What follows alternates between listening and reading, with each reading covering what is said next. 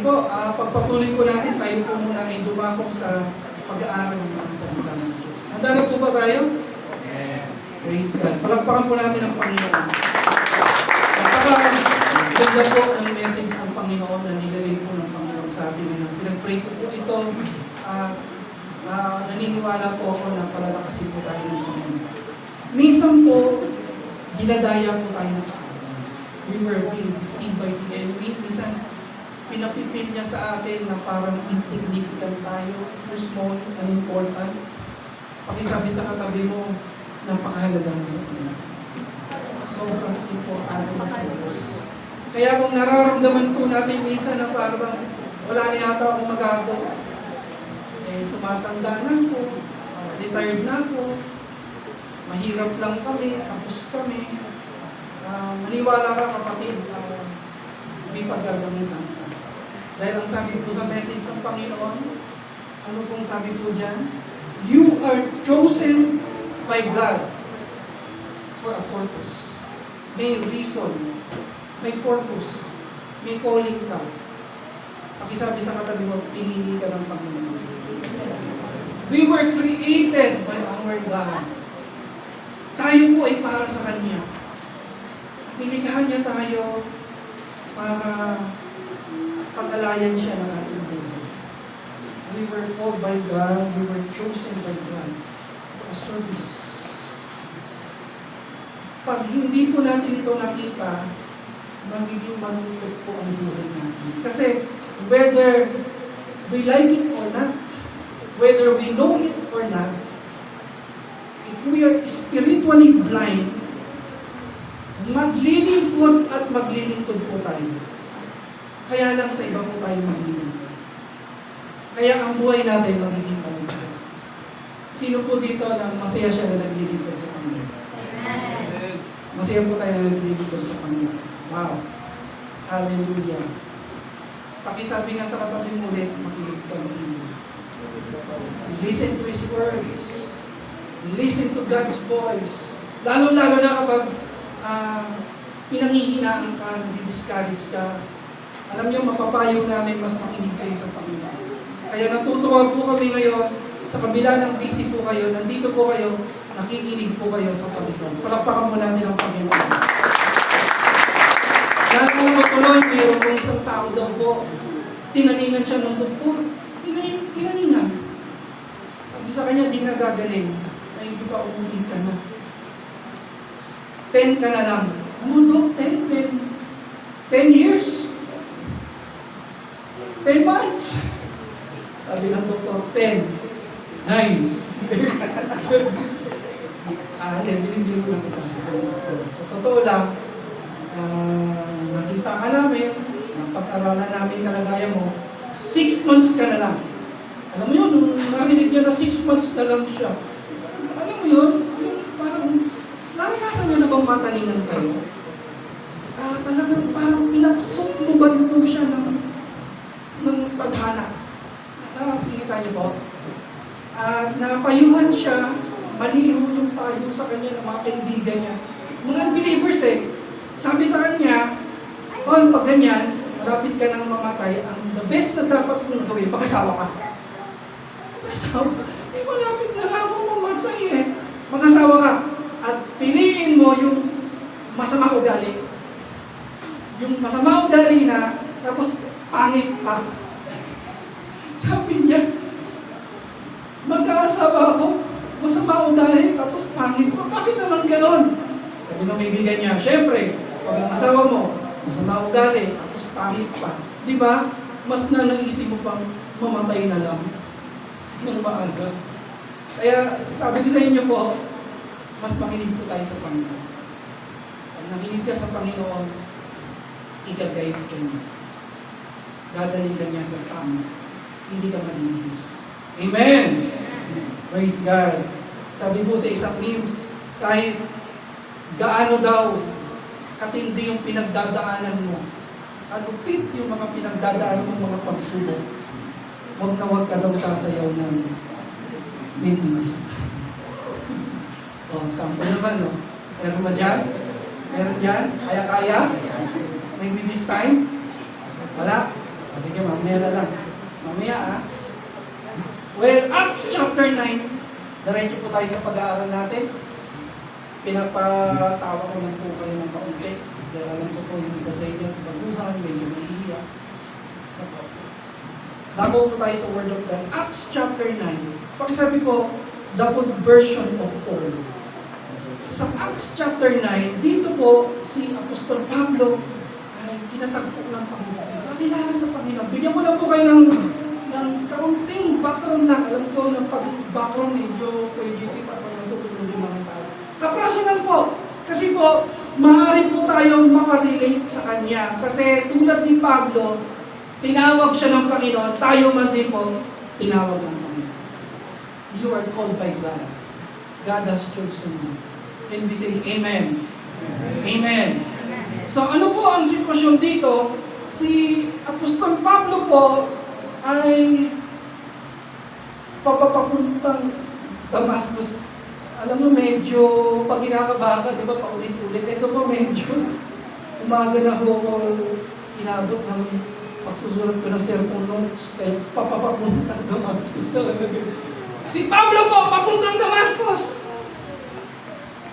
Dala-dala po niya yung letter from the high priest. Para bang, pagsabi ko, warrant of arrest. From the Supreme Court. May ganun po siyang dala-dala. Kasi lahat ng makikita niya mga Christians, babae, matatanda, mga bata, lahat huhulihin niya yan, ikukulong niya, yung iba po pinapapatay pa niya katulad na nangyari kay Stephen. Ganon kabangis si Pablo. Tingnan mo yung katabi mo. Ganon siya kabangis. Talagang, yung puso niya talagang matindi. Matindi po. Kumbaga sa pusong bato. Talagang manhid. Ano yung sabihin ng manhid? Yung parang walang puso. Kasi pinapatay niya yung mga Christians. Kahit bata, kahit babae, matanda. Diba? Pag ganito, walang puso. Walang atay. Ano ba? Walang balon-balunan. Talagang mabigat, no? Sino dito dating parang antigasin, parang kasi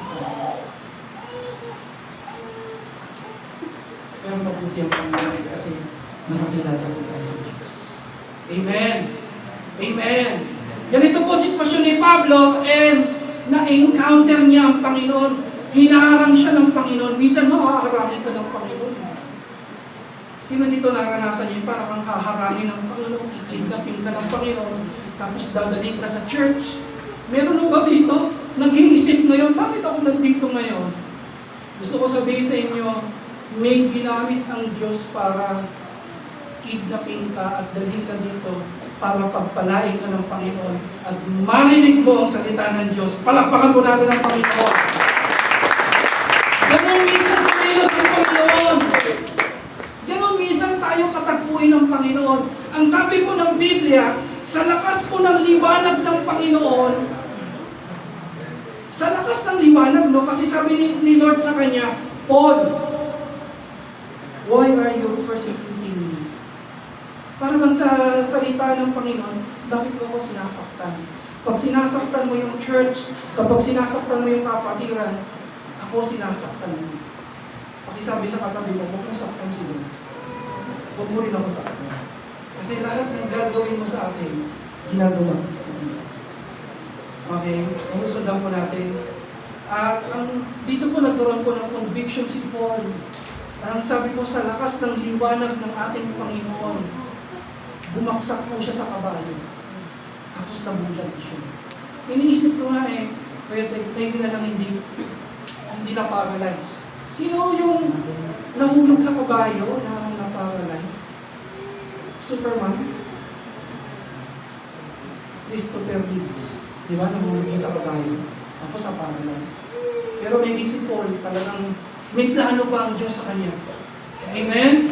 Nahulog po siya sa kabayo, and then pagdilat niya ng kanyang mga mata, hindi po siya makakita. Okay, sabi sa katanong, bawas sa gaming. Bawas ang gaming. Bawas. ka dyan.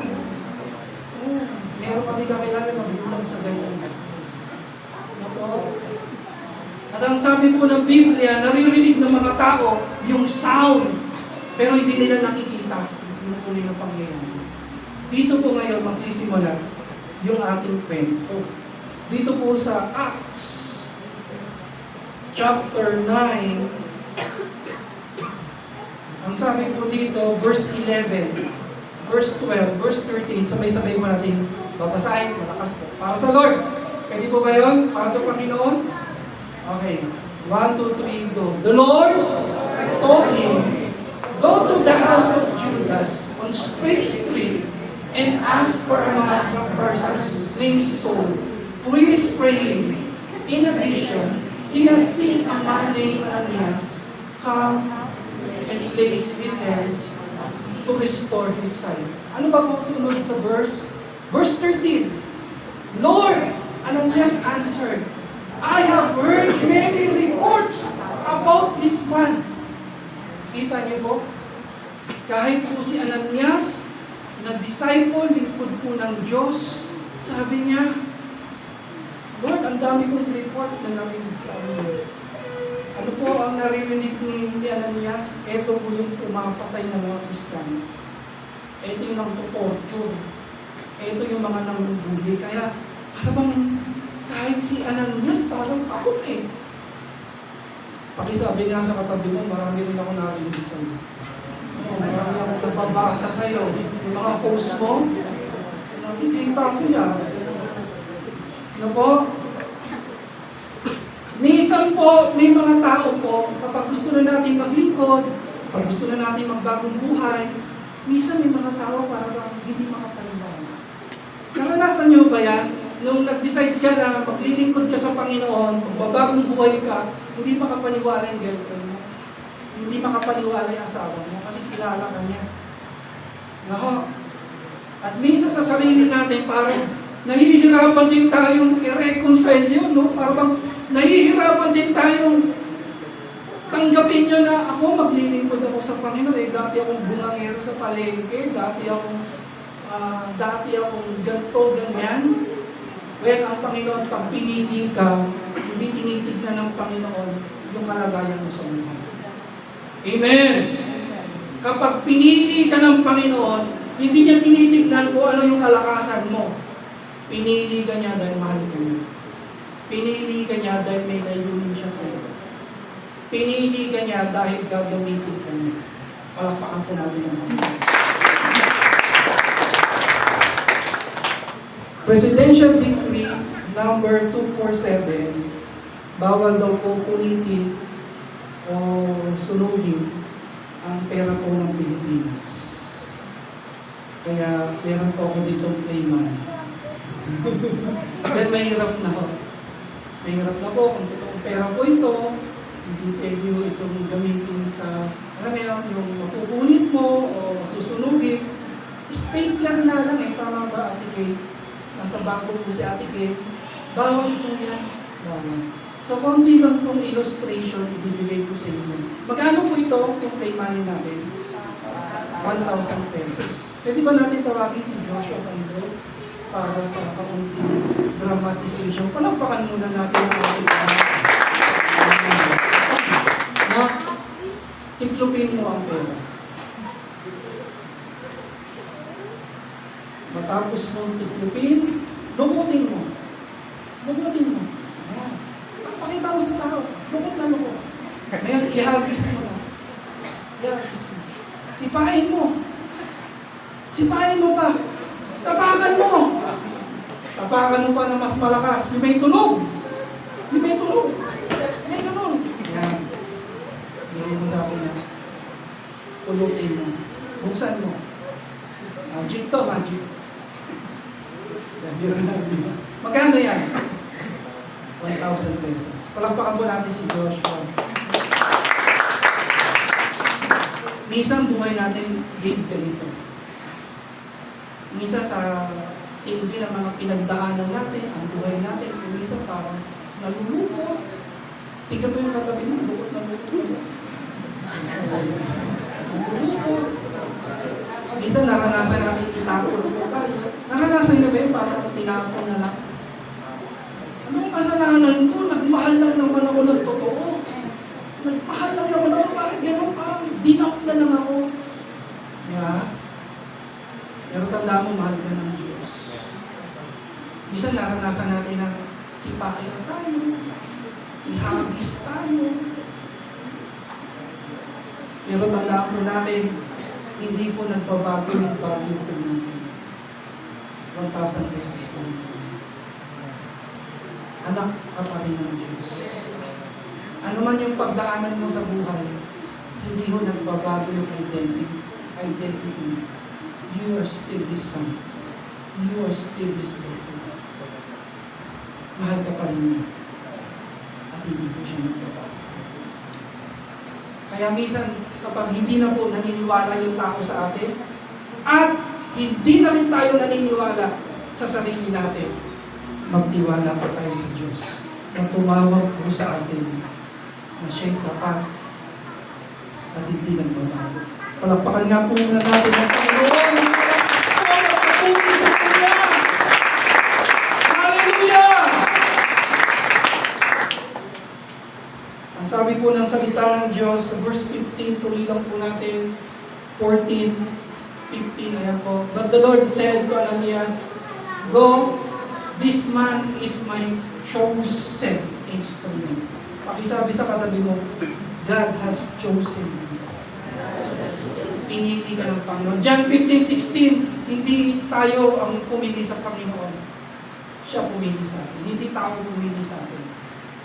Jeremiah chapter 1 verse 5. Sabihin mo sa katabi mo, nasa tiyan ka pa lang ng nanay mo. Pinaglilihi ka pa ng mama mo. Pinili ka na ng Panginoon. Kaya ganun pala, Pastor. Pinaglilihi pala ako ng mama ko. Kaya pala, pinaglihi ako sa maputing puto. Kaya lang yung maputing puto nalaglag sa dinuguan. Kaya ganito ang kulay-kulay. Kulay tsokolate. Pero God has chosen.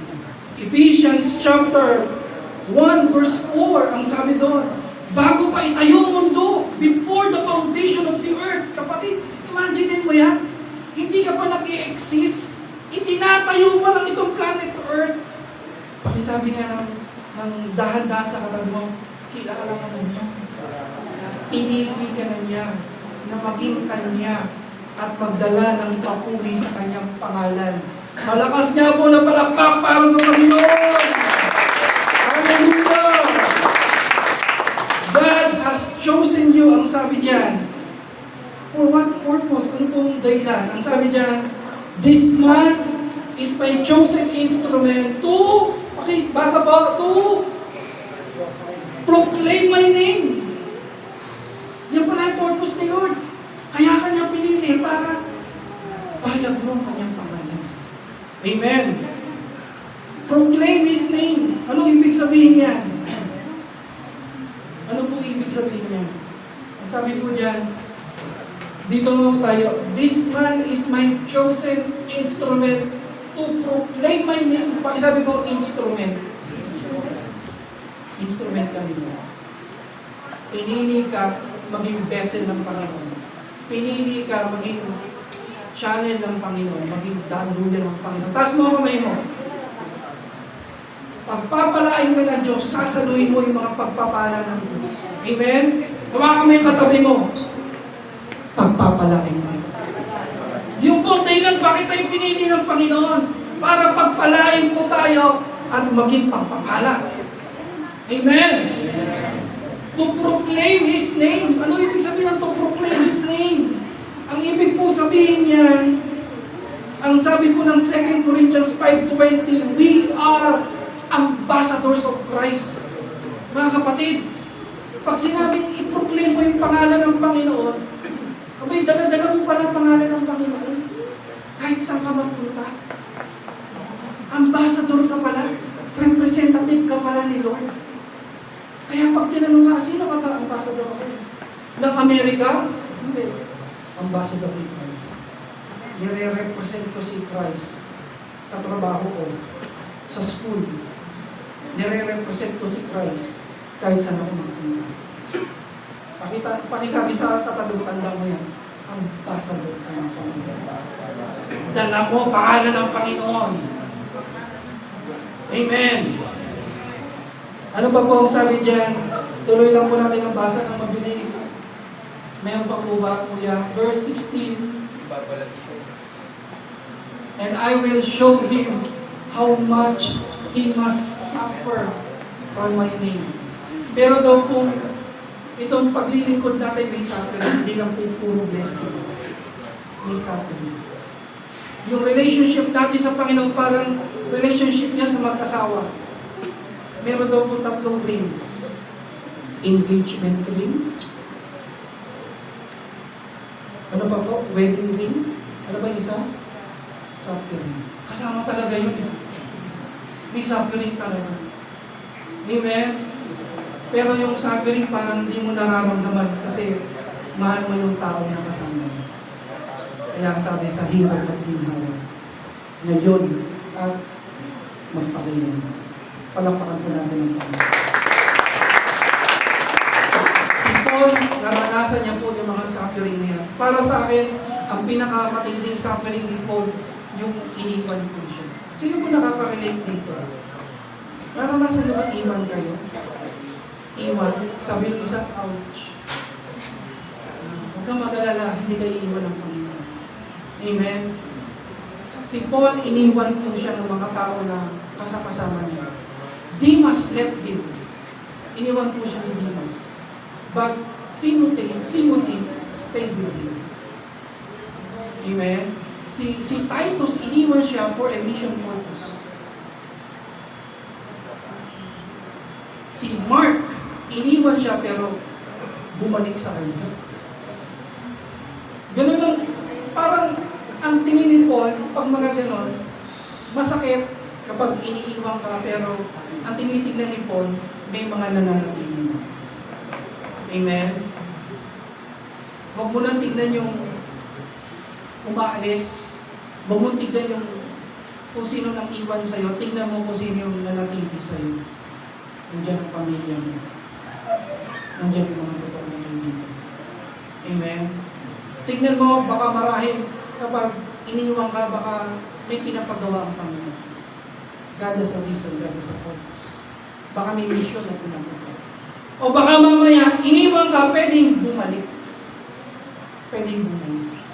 Natutuwa po ako, may mga kapatiran tayo na dati nag-a-attend ngayon, bumabalik. I-welcome na natin sila ng malakas na palakpak.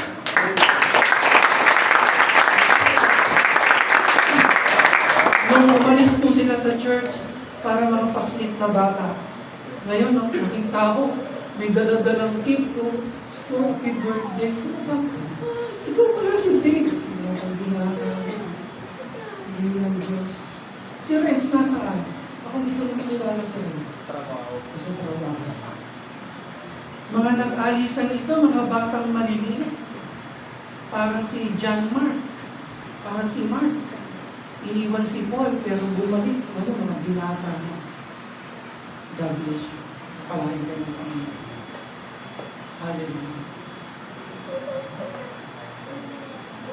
2 Timothy 4:7 as we end, pakisabi ko, mission accomplished. Para kay Pablo, ito po ay tagumpay. Ito po yung tagumpay ng paglilingkod ni Paul. Gusto natin maranasan ito kasi parang ang hirap naman maglingkod ka sa Panginoon tapos at the end of your life, parang hindi ka naman mission accomplished. Parang hindi ka nagtagumpay. Ito, tingnan niyo po si Paul. Ito po yung huling mga salita niya bago siya mamatay. Bago siya, alam mo yun, tumanggap ng death penalty dahil sa kanyang pangangaral ng salita ng Diyos. Amen. Mission accomplished. Tingnan niyo yung sabi niya. Basahin natin ng malakas na malakas. Dinig ng kapitbahay. 1, 2, 3, go. Basa.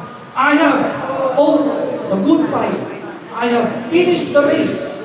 I have kept the faith. Sabi niya, no? I have finished the race. I have kept the faith.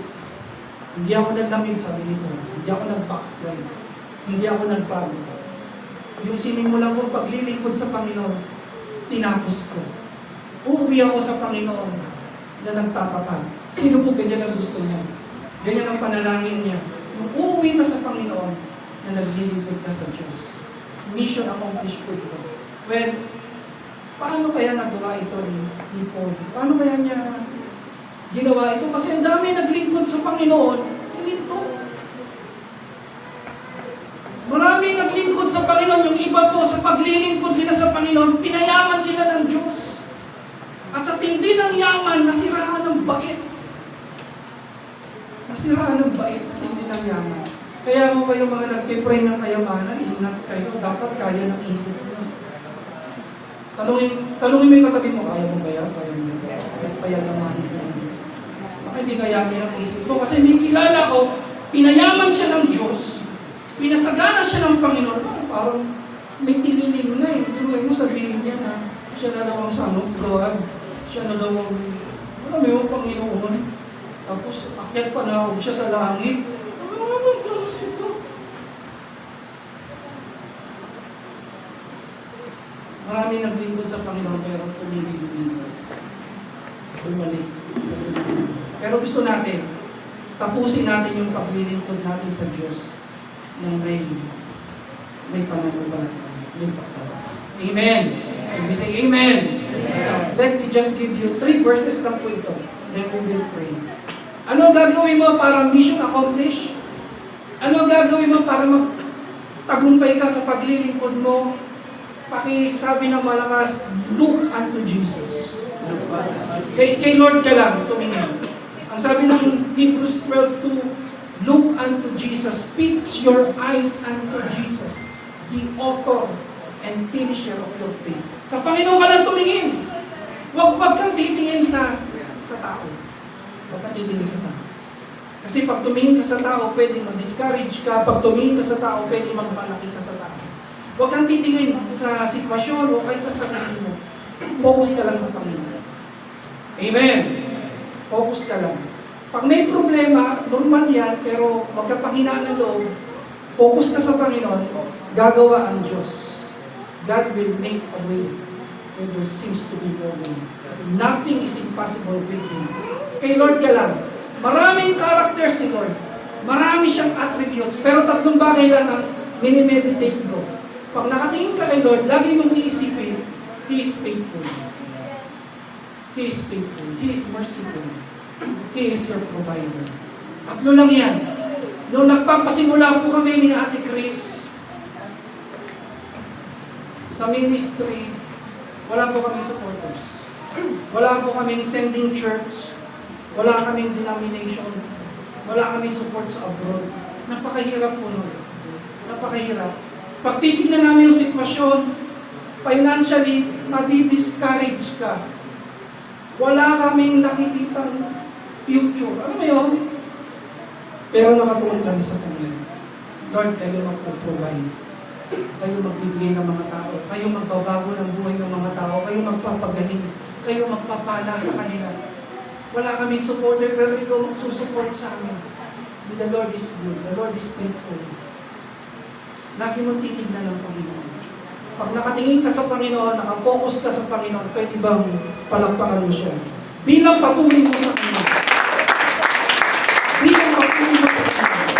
Yes, may problema ka sa pamilya mo, pero tignan mo, gagawa ang Diyos sa iyong pamilya. Kikilos ang Diyos sa pamilya. Amen. Doon mo makikita yung tao kung kanino nakatingin. Pag kinamusta mo siya, kamusta ka? Pag sinabi niya, eto, ang daming problema, ang gulo ng buhay ko, saan siya nakatingin? Sa sitwasyon. Pero kung ang sagot niya, may problema po ako, pero gagawa ang Diyos. Kikilos ang Panginoon. Wala akong trabaho ngayon, pero bibigyan niya ako ng trabaho. Amen. Wala akong bahay ngayon, wala akong sasakyan, wala kaming church, pero God will provide. Hindi magpapabaya ang Diyos. Sikuhin mo yung katabi mo, malakas, sa Kanya ka tumingin. Huwag sa akin, kasi ako, kung titignan mo ako, marami akong kahinaan. Sa Kanya ka tumingin, sa Kanya ka magtiwala. He is faithful, siya'y tapat. Hindi Kanya bibitawan. Amen. And we say, Amen. Amen. Ano pa po? para tayo mission accomplished sa paglilingkod natin, hindi tayo gigewang-gewang, hindi tayo babaksak, hindi tayo, alam mo yun, hindi tayo babalik sa dating lumang buhay. Pangalawa po, Colossians 3:2, prinsipyo ito ni Pablo. Lagi po siyang nag-i-invest ng mga bagay na may spiritual o eternal value. Pakisabi po, invest on things that has eternal values. Sabi sa Colossians 3:2, set your minds on things above, not on earthly things. Sabi niya, focus ka sa mga may eternal value. Amen. Maraming bagay po nang give up si Paul. Maraming bagay. Pakisabi sa katabi mo, give up mo na yan. Ano ba naman yan? Bisyo? May bisyo ka ngayon? Give up mo na yan. Alam mo naman na makakasama sa'yo yan eh. Alam mo naman na paiiksiin niya buhay mo. Give up mo na yan. Amen. 3 oras, 5 oras ka nag-gaming, give up mo na yan. Sayang oras. Alam mo, bawat oras, kung gagamitin mo sa tama yan, papalitan niya ng Diyos ang pagpapala. Be productive. Pwede mo nang i-give up yan. Si Pablo po, marami siyang ginig. Amen. Bakit po? Kasi naniniwala siya sa mga eternal values. Yun yung kanyang pinagtutuunan. Yun yung kanyang tayo. Lahat ng bagay may value. Tama po, lahat ng bagay may value. Sasakyan. Sino dito gusto magkaroon ng sasakyan? I pray, bigyan kayo ni Lord ng sasakyan. Dati po, hindi namin alam na magkakaroon ng sasakyan yung mga kapatiran. Ngayon po, may mga sports car, may mga mamahaling sasakyan. Halos lahat ng kapatiran may sasakyan. Kaya minsan, tinatanong ako ng mga pastor, bakit yan ang binili mong property para sa church? Hindi mo ba naisip na kailangan ng parking space? Para bang, parang hindi ko yun naisip. Parang hindi ko siya, parang hindi ko masyadong na-analyze. Kaya ang sagot ko sa kanila, hindi ko po akalain na magkakaroon kami ng sasakyan. Hindi ko po akalain. Dahil ang mga kapatiran nung araw, naglalakad lang, nagbibisikleta lang, namamasahin lang, hindi ko akalain na grabe yung blessing na gagawin ni Lord. Amen! Ngayon po, ang problema po natin, parking space. Kasi po, wala hong paradahan. Alam niyo na may sitwasyon namin. Amen. Kaya sabi mo sa katabi mo, magkakasasakyan ko.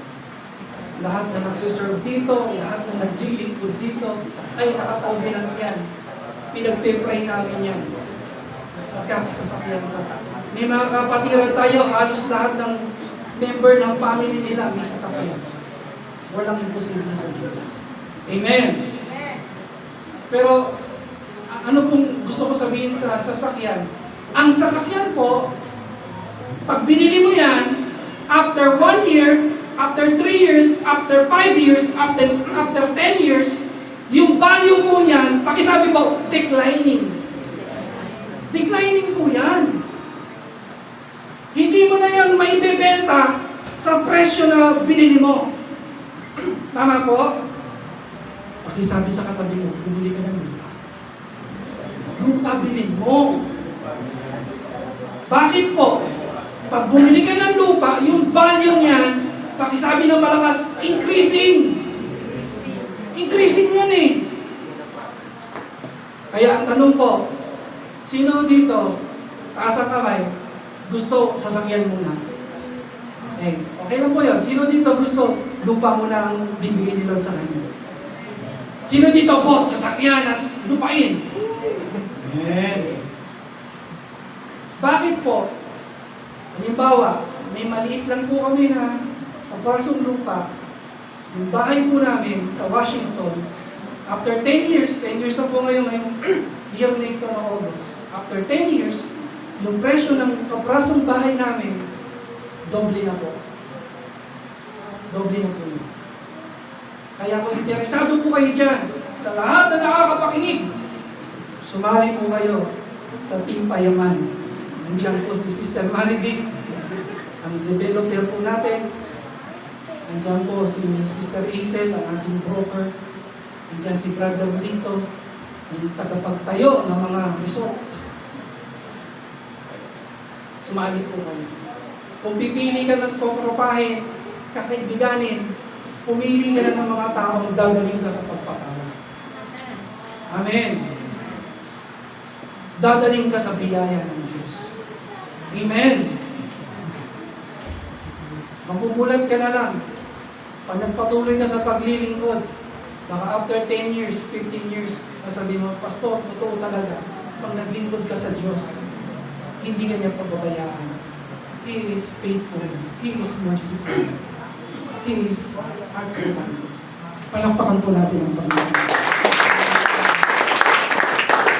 Now, lahat po ng bagay na nakikita natin dito, may value siya. May halaga yan. Pero, tignan niyo ako saglit, matatapos ako. Pero sa second life, Ate Mercy, sa second life, wala na pong value. Meaningless na yun. Wala na pong halaga yun. Amen?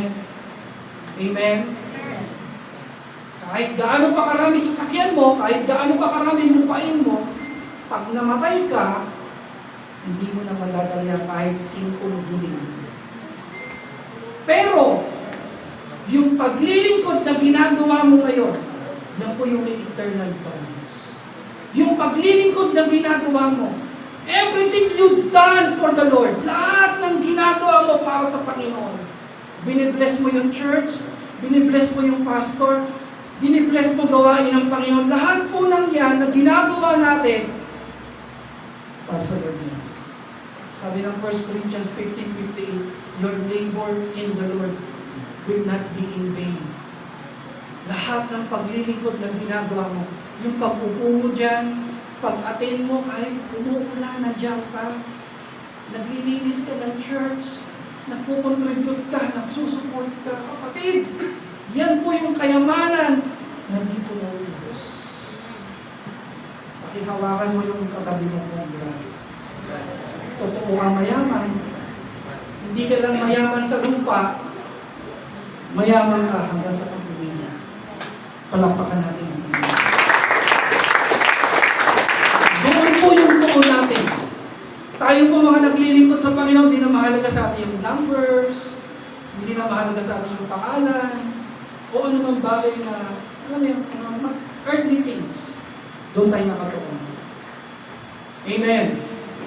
Pangatlo po, then we will pray. Pakisabi po, press on. Nakasama mo, press on. Pakisabi sa katabi mo, tuloy ka lang. Bangon ka pag nadapa ka. Magpalakas ka lang. Then tuloy ka ulit. Laban ulit. Tuloy ka lang. Ang sabi po ni Pablo sabi po ni Pablo sa Philippians 3:14, basahin po natin lahat. I press on toward the goal to win the prize for which God has called me heavenward in Christ Jesus. Pakisabi po, wow. Bakit po nagpapatuloy si Pablo? Sabi ng iba dahil sa prize. Pero sabi ng iba dahil sa calling. Ako mas gusto ko yung calling. Dati po, Bible study kami, diniscuss sa amin, Brother Ray, yung 7 crowns. Sabi po, bawat ginagawa natin, may crown na ibibigay si Lord sa atin. Kaya sa dami ng crown, baka pagpunta mo daw sa heaven, makuba ka na sa dami. Well, ako po, hindi nakatuon sa prize. Nakatuon ako sa calling. Amen? Sa calling ako. At kung gusto mo, kaya ka naglilingkod sa Panginoon, then may prize yan, may kapalit yan, may biyaya yan, it's up to you, hindi po masama. Pero isama mo, kaya ka naglilingkod sa Diyos, kasi tinawag ka niya, pinili ka niya. Pakisabi mo, hallelujah. Hallelujah. Ako po, kahit sa pintuan na lang ako ng langit, pwede na. Sabi ni Kibuloy, sabi niya, di niyo ba alam, yung mansyon ko sa langit, yung doorknob doon, diamond. Diamond daw. Ha? At ang sabi niya, ilang beses na ako nagpunta doon. Kaya iniisip ko ngayon, kung bakit hindi siya makita ng mga pulis. Baka wala doon sa property niya, wala sa Davao, baka nagpunta doon sa mansyon. Di ko alam. Ang point ko lang, ako po, hindi na po ako nakatuon sa anumang price na ibibigay ng Panginoon. Nakatuon po ako sa Panginoon na tumawag sa akin. Kaya po tayo nagpapatuloy dahil mabuti ang Diyos. At nagpapasalamat tayo na tayo tinawag niya. Nilalangin ko.